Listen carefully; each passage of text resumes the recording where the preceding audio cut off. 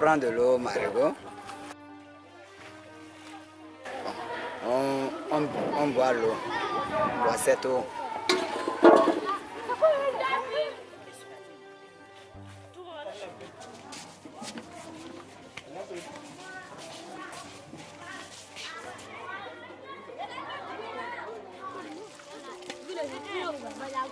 Avant, franchement, 2 jours, 3 jours, ici c'est la diarrhée.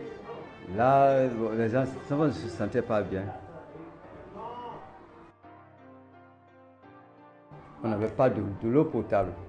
Mais avec cette arrivée, vraiment, le matin, les enfants boivent de l'eau potable avant et après le manger. Pendant la récréation, on se lave d'abord la main. Il n'y a plus beaucoup de cas de maladie comme avant. Donc depuis que la pompe solaire était arrivée, vraiment ça nous a beaucoup soulagé. Ça a soulagé le centre et aussi la population. Nous arrivons au moins à respecter l'asepsie. Nous nous lavons les mains avant et après chaque soin. À la maternité également, nous avons de l'eau en quantité pour nettoyer nos femmes qui sont en travail d'accouchement et après l'accouchement aussi. Nous avons de l'eau pour les nettoyer et nettoyer le matériel qui nous a servi à faire l'accouchement. Helvetas a réfléchi et a conçu des systèmes d'adduction d'eau. Ce sont de petits réseaux. Ces systèmes ne s'appliquent pas à toutes les écoles ou bien à tous les endroits, mais nous le faisons là où c'est possible. Nous demandons souvent que le système soit partagé entre écoles, centres de santé et la communauté. Alors, lorsqu'on prend un mini réseau, on peut trouver le forage. C'est dans le forage que nous avons une pompe. C'est une pompe qui alimente le forage. Or, pour que la pompe fonctionne, il faut de l'énergie. C'est là que nous avons trouvé une énergie gratuite qui est l'énergie solaire. Et l'énergie solaire, c'est à base des panneaux solaires que nous avons installés là. C'est à base de ces panneaux que la pompe fonctionne. Nous avons le réservoir. Le réservoir, ce n'est pas seulement le réservoir, il y a un support et il y a des tanks là-dessus. C'est tout cela qui constitue le château d'eau.